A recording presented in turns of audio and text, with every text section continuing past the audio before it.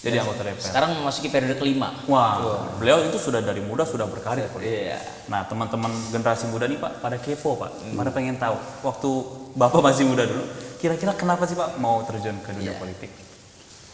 Iya, kalau saya flashback ya ke belakang ketika saya pertama masuk di dunia politik itu sebenarnya sih awalnya iseng-iseng ya. Tapi berhadiah tuh ya Pak. Kondisi masyarakat yang ada saat ini, kemudian para calon legislatif yang sekarang mengandalkan kemampuan dananya, itu kan sebenarnya yang merusak. Itu yang merusak. Karena mereka masuk dengan biaya besar, ya pasti di dalam ya minimal kalau hitung dagang ya saya dapat apa gitu. Benar Pak. Ini yang kita harus cegah sebenarnya. Silakan dipilih Pak, menjadi eksekutif atau legislatif Pak. Oh, saya mau bilang dua-duanya nggak bisa. Nggak bisa. Kebetulan pilihan. Kebetulan pilihan Pak. Saya mau tetap jadi politisi. Nggak ada di Kebetulan kita bisa jawab juga nih. Mau jawab apa kita riset begini? Susah juga ya.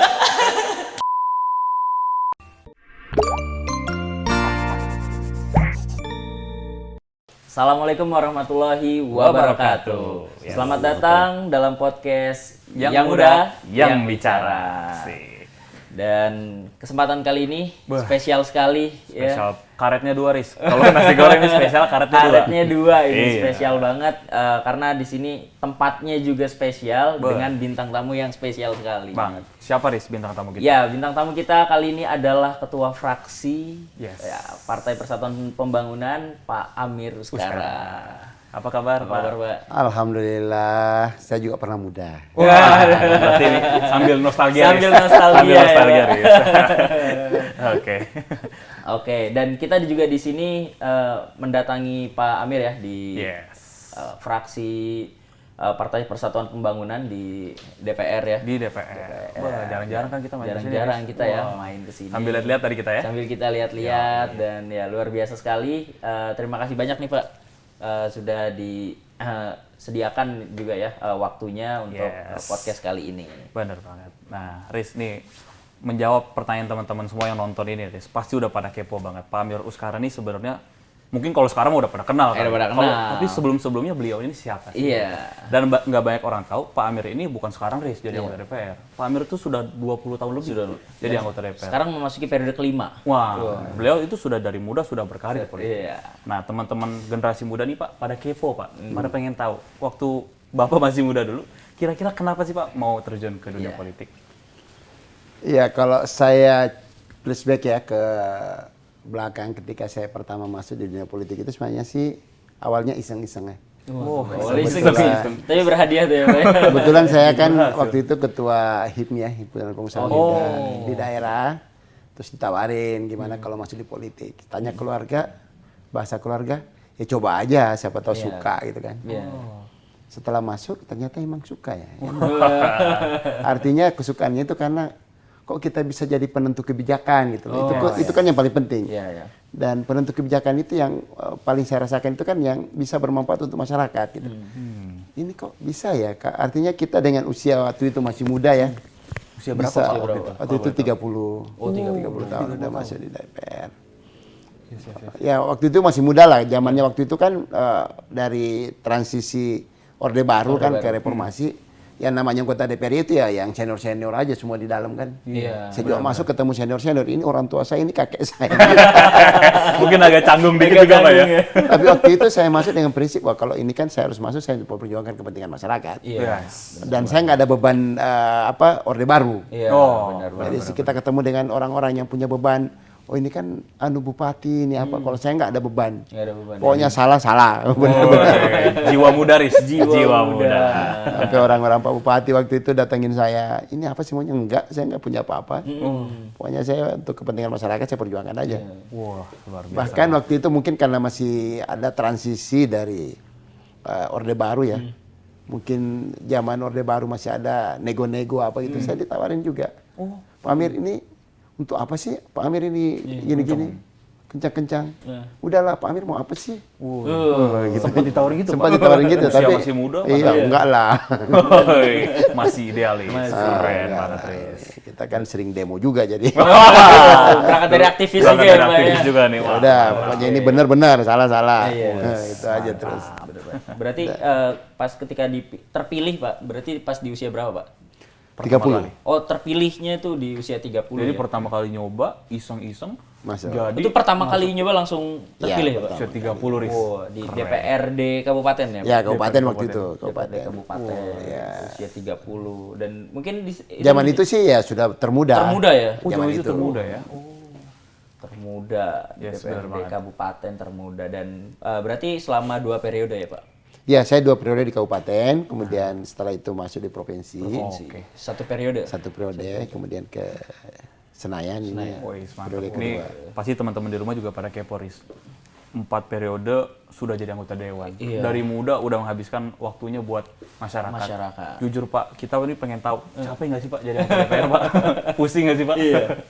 Kalau itu relatif, karena ada juga teman-teman yang menganggap beban, Iya. tapi saya kok menikmati aja.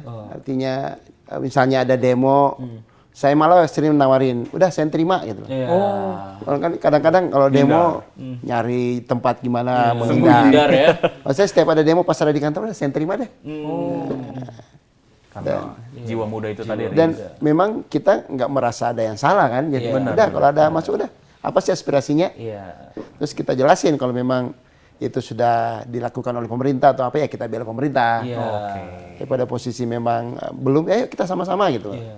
Jadi memang ada kejelasan gitu ya, apabila memang ada persepsi masyarakat yang keliru bisa langsung diluruskan. Ya, kita luruskan. Iya. Soalnya sekarang kan memang banyak banget propagandanya di luar ya. Ya, jangan karena kita di demo kemudian harus ikut arus nggak juga. Iya, benar. Benar-benar ini jadi inspirasi nih buat teman-teman generasi muda. Sekali lagi Riz ya. Iya, Benar banget. benar banget. Nah, tadi teman-teman nih di awal kan kita udah nyebutin Pak Amir ini bukan langsung jadi anggota DPR, Iya. tapi merangkak dulu dari bawah. Iya. Kita pengen tahu nih Pak, sebenarnya hal itu memang direncanakan sejak awal gitu kan. Wah, suatu saat nanti saya mau Iya. jadi anggota DPR RI. Jadi satu cita-cita Suatu gitu cita-cita ya. atau sebenarnya ngalir aja tiba-tiba jadi seperti sekarang. Ya, saya kalau perjalanan saya sih ngalir aja, nggak pernah ada target muluk-muluk. Iya. Saya masuk di DPRD juga. Saya pikir, wah ini sudah bagus sekali nih bisa jadi anggota DPRD kabupaten kan. Iya. Oh iya. Terhormat sekali gitu, bisa dekat dengan Pak Bupati, kemana-mana gitu kan. Cuma karena saya pikir, wah kayaknya kalau naik di provinsi ini bagus juga nih kan. Mantap. Masuk, alhamdulillah lolos. Itu di provinsi saya juga tanya ke ketua umum saya waktu itu masih Pak Surya Dharma Ali kan. Oh, sudah. Saya mau ke DPR RI ketua. Ya udah sok masuk aja gitu. Woi. Yang penting harus kuat jalannya ya, insya Allah. Ya, artinya masuk, ternyata terpilih, alhamdulillah. Luar biasa Riz. Berarti Dan satu yang mungkin untuk teman-teman saya mau sampaikan, selama 5 periode ya, saya masuk di DPR RI, tidak pernah ada 1 rupiah pun saya beli untuk suara. wih, ini Jadi kalau teman-teman nyiapin uang untuk dibarter dengan suara, kalau saya tidak pernah. Cuma memang selama saya di DPR selalu saya memperjuangkan kepentingan masyarakat yang menjadi konstituen saya. Dan itu yang saya jaga. Makanya sejak di DPR RI pun hampir tiap minggu saya balik ke dapil. Iya. Berarti Ketemu modal konstituen. sosial yang paling Modal iya, sosial. Pak, ya. Karena kalau kita bangun hubungan emosional dengan masyarakat, Iya.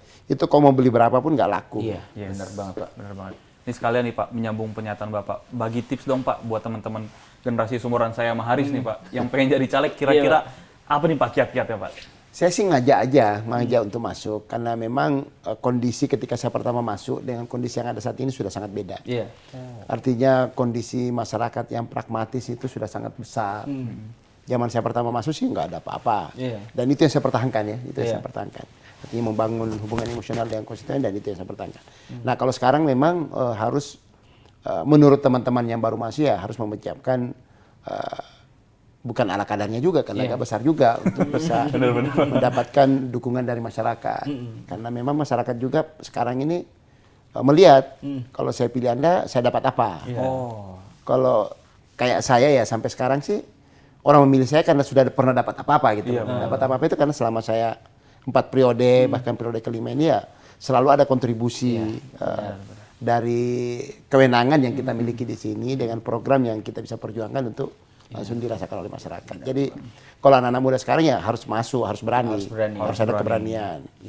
Minimal bagaimana membangun hubungan emosional ya, hubungan sosial dengan masyarakat, karena kalau itu tidak terjadi ya susah juga. Iya benar.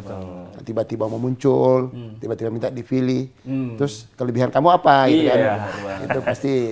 Nah jadi memang kita harus berbuat, harus berbuat. Benar, Pak. Jadi harus belajar dan berbuat, karena kalau sudah tahu terus berbuat, ya pasti pikiran masyarakat juga akan berubah. Iya, benar banget. Apalagi anak muda ini juga sebagai generasi masa depan bangsa ya Pak ya. Ya minimal minta dukungan dari sesama generasi muda, karena kalau generasi muda pasti masih idealis lah. Masih idealis. Benar. Sama dengan yang saya rasakan dulu, kecuali kalau sudah ibu-ibu ya namanya emak-emak, namanya keluarga kan pasti butuh. Pasti betul. Tapi yang namanya anak muda kan masih, ini kan lebih bagus dari ini, masih bisa mikir-mikir begitu. Iya, benar banget.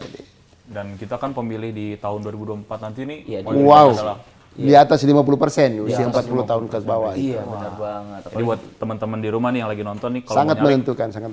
sangat menentukan. Dan yang harus merubah tradisi pragmatis yang ada selama ini memang harus dari generasi muda.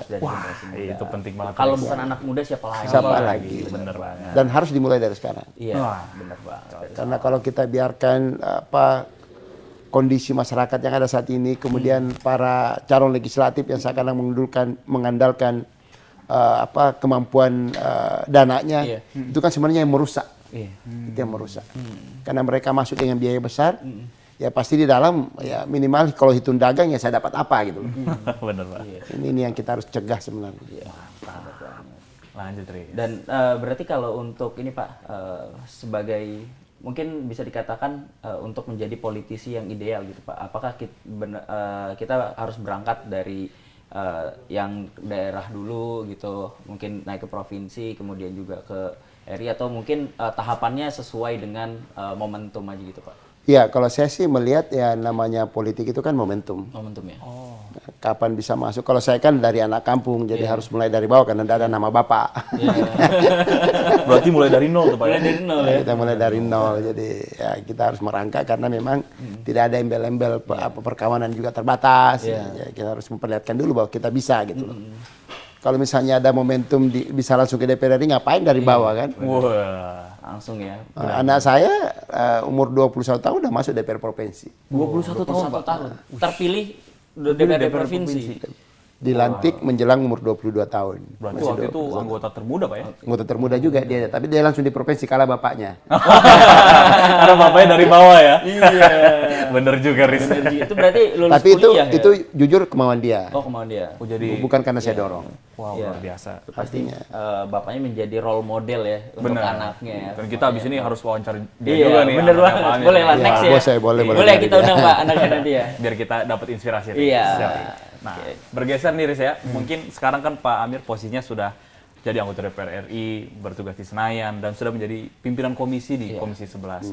Nah, boleh tahu nggak Pak, sekarang di Komisi 11 tuh lagi nanganin isu-isu apa aja sih Pak?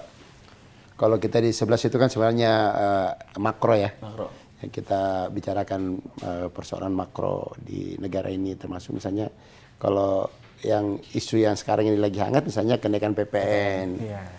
Dari 10% ke 11%, kemudian pengenaan pajak di beberapa sektor baru. Nah, itu memang menjadi isu, tapi itu juga kita bahas panjang ketika pembahasan undang-undang HPP kemarin, harmonisasi peraturan perpajakan. Jadi sudah panjang kita bicara dengan pemerintah, termasuk untuk kenaikan PPN dari 10% ke 11% ini kan kita sudah wanti-wanti pemerintah tidak boleh menyentuh kepentingan urusan masyarakat bawah. Jadi misalnya tak sembako, kemarin di konsep pemerintah tetap harus kena pajak kan. Pertimbangan pemerintah sembako itu kan bukan cuma beras yang ada dari masyarakat kecil, ada juga misalnya untuk beras yang dari Jepang misalnya. Shirataki. Ya, shirataki yang harus kena pajak. Cuma kalau kita kenakan terbatas, nanti susah juga. Makanya udahlah, pokoknya sembako, pendidikan, kesehatan tidak boleh kena. Kita sudah potong gitu. Kemudian kenaikan PPN ini kan apapun pasti akan berdampak kepada masyarakat bawah. Secara minimal, makanya kita minta supaya bantarannya itu pemerintah harus persiapkan. Misalnya memperbanyak bantuan langsung tunai kepada masyarakat, menambah penerima bansos dan lain-lain. Itu kita sudah atur, bicarakan ketika kita membahas undang-undang HPP kemarin. Sehingga kenaikan pajak 1%, PPN 1% itu kalau bisa tidak mempengaruhi daya beli masyarakat kelas bawah. Jadi ini kan kalau pajak itu kan sebenarnya subsidi silang. Yang kaya harus mensubsidi yang miskin. Nah itu yang kita berlakukan di situ. Jadi kalau bisa PPN itu hanya berpengaruh dirasakan oleh masyarakat menengah ke atas, dan yang rentang atau rentang miskin itu malah mendapatkan manfaat dari kenaikan itu dengan dalam bentuk subsidi.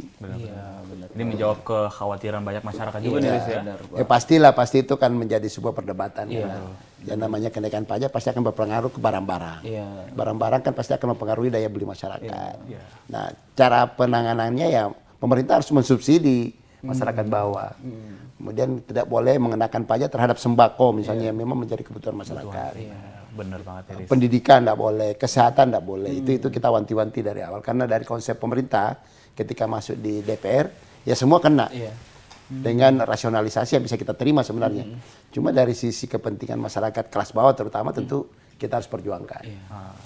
Berarti memang untuk kenaikan ini hanya ada di sektor-sektor tertentu ya Pak ya? Kalau PPN sih semua kan, semua Semuanya. kena. Cuma kan bantarannya itu ya masyarakat kelas bawah harus mendapatkan stimulus. Luar biasa nih, Riz. Luar biasa, ada solusinya gitu ya Pak Iya, yang kita harus memang carikan solusi. yang sudah ditawarkan oleh pemerintah juga gitu. Lanjut, Riz. Nah, sebenarnya ini Pak, bertanya mengenai ini ya, Partai Persatuan Pembangunan ya. Kalau bisa dibilang untuk di periode kali ini itu ada kursi yang mungkin menurun ya Pak ya? Ya, turun. Nah, dengan 19 kursi saat ini itu bagaimana menurut Bapak? Apa mungkin penyebabnya, mengapa turunnya jumlah kursi dari P3, dan apakah nanti di 2024 nanti siap untuk kembali meraih kursi-kursi yang hilang sebelumnya gitu Pak? Ya, saya kira dengan latar belakangnya sebelum pemilu 2019 kemarin, P3 itu kan berkonflik hampir selama 4 tahun. Jadi ada konflik internal, ada dualisme kepengurusan yang memang gesekannya sangat keras. Itu kita bisa tuntaskan 1 tahun sebelum masuk pemilu. 1 tahun. Itu pun setelah itu masih ada riak-riak kecil. Tapi minimal sudah bisa menyatukan antara kubu Pak Romi dengan kubu Pak Surya Dharma Ali waktu itu. Kita satukan. Nah, menjelang artinya selama hampir setahun ini kita mempersiapkan untuk menuju pemilu 2019. Tiba-tiba ada badai yang saya kira teman-teman sudah tahu. 1 bulan pas sebelum masuk di hari H pemilu. Dan itu yang menyebabkan banyak teman-teman caleg kita yang mulai drop dan merasa tidak mungkin kita bisa lolos parliamentary threshold. Artinya caleg-caleg DPR RI yang selama ini bekerja mempersiapkan untuk Pileg 2019 tiba-tiba menahan pergerakan karena banyak yang ragu jangan sampai mereka sudah maksimal mengeluarkan modal yang cukup besar untuk pergerakan, kemudian tiba-tiba tidak lolos parliamentary threshold. Itu yang saya kira sangat banyak yang berpikiran seperti itu. Dan hanya sebagian kecil, ya mungkin termasuk saya lah dengan teman-teman lain, yang selalu mensupport bahwa kita pasti lolos. Jadi memang pergerakan kita setelah ada kasus dan kemudian Pak Harso naik sebagai PLT Ketua Umum, itu hanya bagaimana supaya lolos. Jadi kita tidak menghitung kira-kira kita bisa dapat berapa kursi. Yang penting kita bisa lolos di parliamentary threshold di 4%. Dan alhamdulillah bisa dapat 4,52%. Itu juga sudah saya anggap sebagai mujizat. Karena dengan kondisi yang Genting seperti itu Pak ya. genting dan pukulan yang sangat telak untuk partai kita, alhamdulillah kita masih bisa lolos. Nah kalau sekarang ini kan persiapannya sudah cukup berbeda lah. Artinya betul-betul kita siapkan dari awal setelah pemilu dengan Pak Harso menjadi Ketua Umum juga, lobby-lobby dan komunikasi politik yang dibangun ke pihak ketiga, pihak lain untuk bisa bersama-sama di P3 itu makin bagus dan terbuka, termasuk dengan tokoh-tokoh agama dan bahkan organisasi-organisasi keagamaan yang selama ini misalnya kalau kita cerita terkait dengan NU itu kan pasti arahnya ke satu partai tertentu. Betul. sekarang mulai terbuka. Bahkan sudah banyak orang-orang hadir, kita yang malah masuk hadir, bersama. 3 hari yang kemarin kita lihat Ketua Umum sudah ketemu dengan Ketua Umum PB Muhammadiyah dan Pak Ketum PB Muhammadiyah sudah menyatakan bahwa dia akan mensupport P3 untuk kembali meraih suaranya. Tentu ini menjadi sebuah angin besar yang buat kita untuk menghadapi pemilu 2024 nanti yang kita anggap insya Allah berbeda dengan kondisi P3 pada saat menjelang pemilu 2019.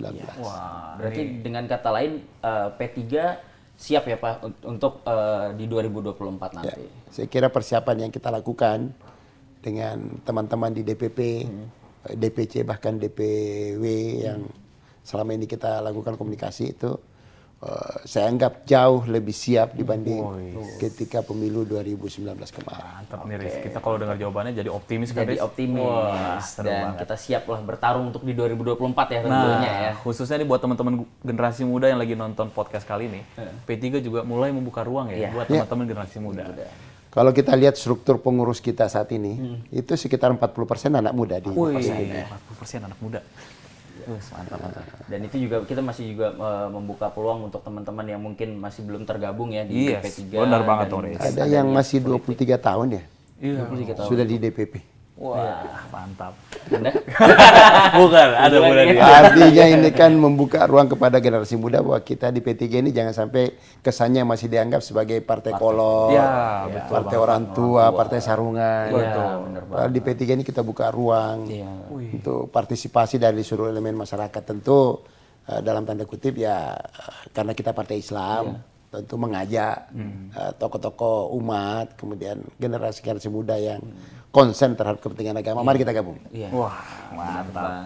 Langsung tuh Riz. Iya. To the point. To the point. Apalagi Contohnya podcast kita hari ini Riz ya. Itu anak muda udah bisa ngobrol santai dengan beliau Pak Amir. Mantap.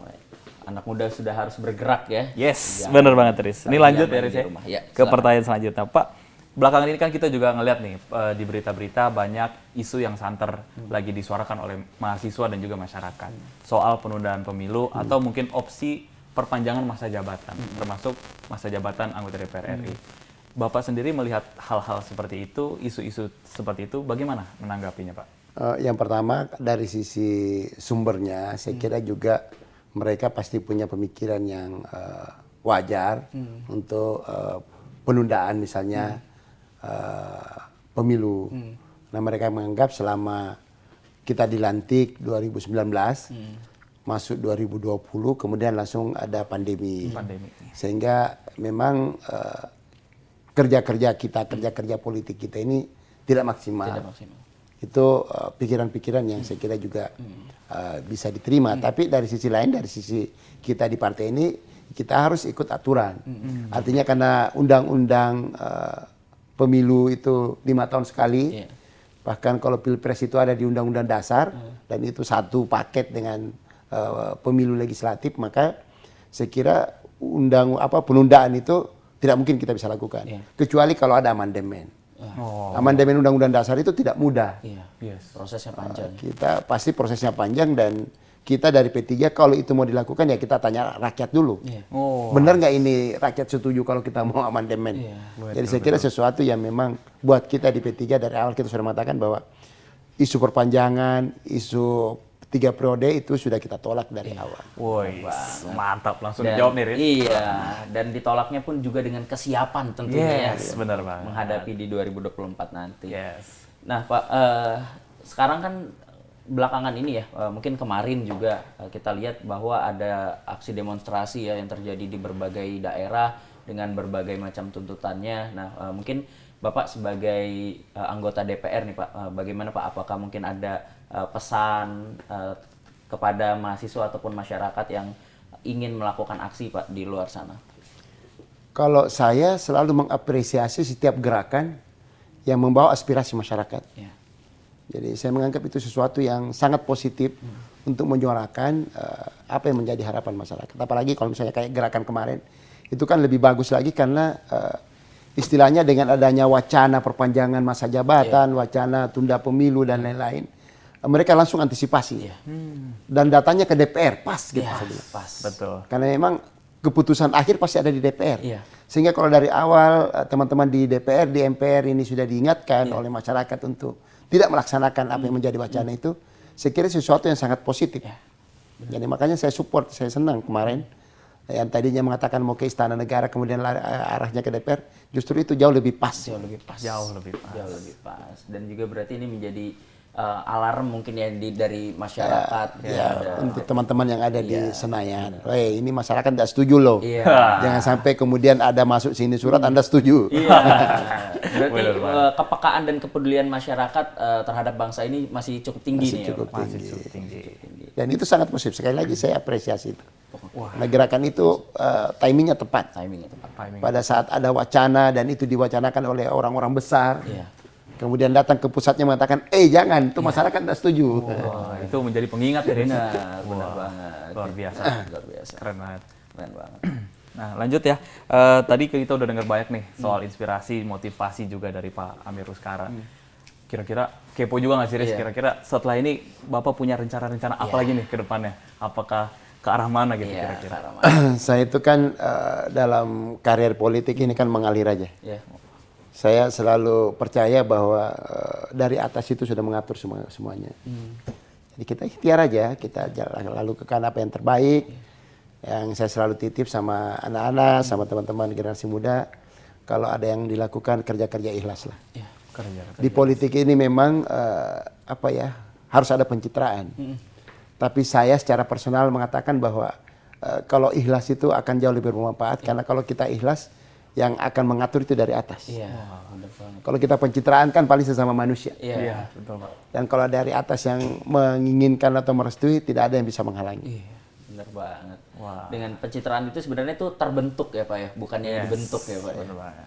Benar banget. Makanya saya sampaikan dari awal tadi, saya 5 periode masuk di DPR. Mulai dari kabupaten, provinsi, dan pusat. Tidak pernah ada 1 rupiah pun yang sama barter dengan suara. Wih. Bahkan kadang-kadang menjelang pemilu, orang-orang yang dekat saya itu udah tahu. Nggak usah bawa proposal ke Pak Amir, pasti nggak dilayani kalau sudah mau pemilu. Artinya sebaliknya dengan teman-teman yang baru masuk. Justru kalau mau pemilu, justru menerima proposal. Kalau saya selalu mengatakan begini, karena sudah banyak yang mau kasih bantu proposalnya, jangan ke saya. Jadi udah pada tahu ya Pak ya? Udah tahu. Aduh, luar biasa dari motivasi. Dan bahasanya cuma satu, saya biasa salah. Jangan ganggu keikhlasan saya. Gitu. Wah, benar banget. Jangan sampai saya bantu hanya karena saya mau dipilih. Benar. Yes. Dan keikhlasan itulah yang menjadi kunci suksesnya Pak Amir sampai sekarang. Karena berhasil mengetuk hati rakyat juga ya. Yes, benar banget, Riz. Alhamdulillah. Saya bilang kalau sudah hubungan emosional yang terbentuk, itu susah itu. Betul. Gila ya. Keren banget Riz ya. Kita dapat inspirasi dan motivasi juga nih sebagai generasi muda. Dan jadi terpikir juga, bisa nggak ya? Mungkin 30 tahun lagi. Kelamaan dong. Iya. Ya kan lagi. Bapak usia berarti berapa?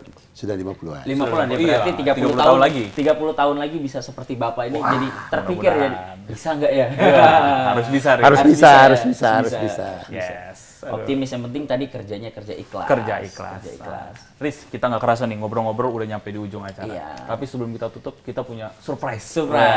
Kita ada segmen. Kalau surprise itu biasa mengenakan. Kalau ini agak-agak Pak. Ya, semoga mengenakan lah. Semoga. Kita segmennya namanya Jawab Cepat Pak. Segmennya Jawab Cepat. Nanti kalau kita ini yang sudah berumur. Iya benar juga. Jangan cepet-cepet banget Pak. Yang cepet-cepet tangan. Benar juga. Ini kita kasih Kalau mau jawab cepat, kasih anak saya. Tapi ini kita kasih 2 pilihan Pak. 2 pilihan. Boleh, Bapak pilih yang mana yang ini atau yang itu. Nggak boleh dipilih dua-duanya Pak. Iya, pilihan. Harus pilih salah satu. Silakan Riz. Yang pertama Pak, silakan dipilih. Tinggal di Sulawesi atau tinggal di Jakarta? Sulawesi. Kenapa tuh Pak? Iya, alasannya Pak. Karena saya mau lebih dekat dengan konstituen. Makanya saya ke Jakarta kerja, tinggalnya di. Tapi nggak PP kan ya Pak ya? Nggak tiap hari pulang pergi kan Pak? pulang pergi. Artinya saya tinggal di Sulawesi itu karena saya menganggap saya dengan konstituen lebih enak. Iya. Ya, di Jakarta itu kerja. Makanya setiap Jumat atau Kamis balik.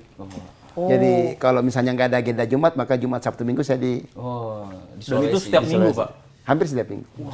Kecuali kalau ada agenda. Sekali lagi kecuali ada agenda. Sepanjang tidak ada agenda, maka Kamis malam saya udah balik. Iya.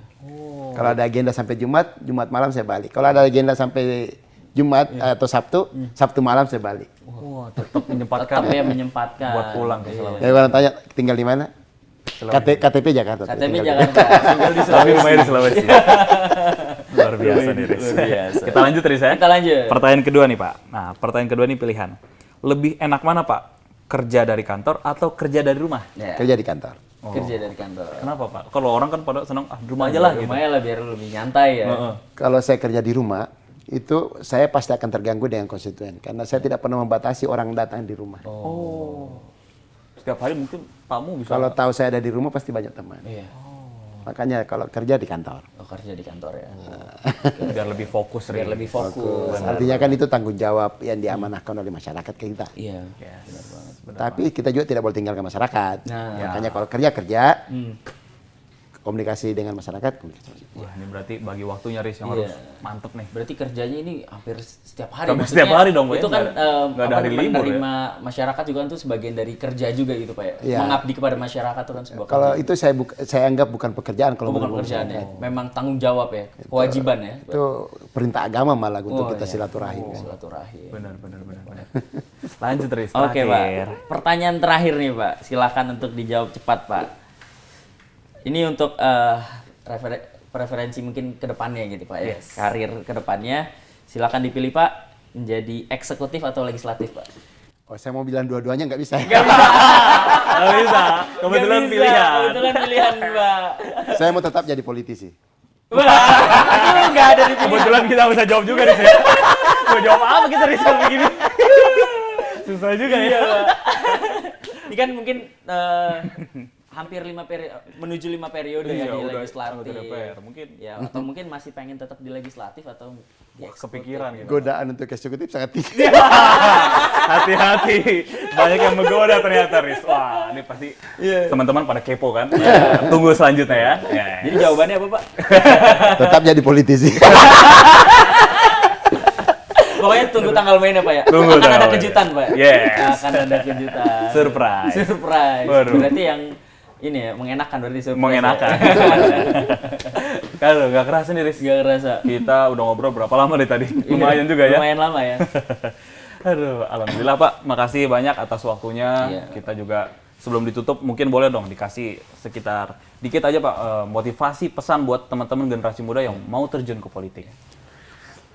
Yang pertama saya mengatakan bahwa apapun kebijakan yang berpengaruh kepada masyarakat itu diputuskan melalui keputusan politik. Termasuk untuk kepentingan teman-teman generasi muda.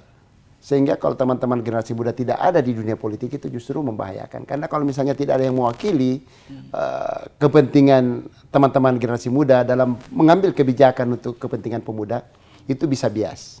Makanya saya ingin mengajak, mari masuk di dunia politik. Dan kalau bisa jangan hanya jadi caleg, harus jadi bahasanya Pak Arsul itu harus menjadi anggota legislatif. Woi. Gimana caranya ya harus ada usaha-usaha yang kita lakukan.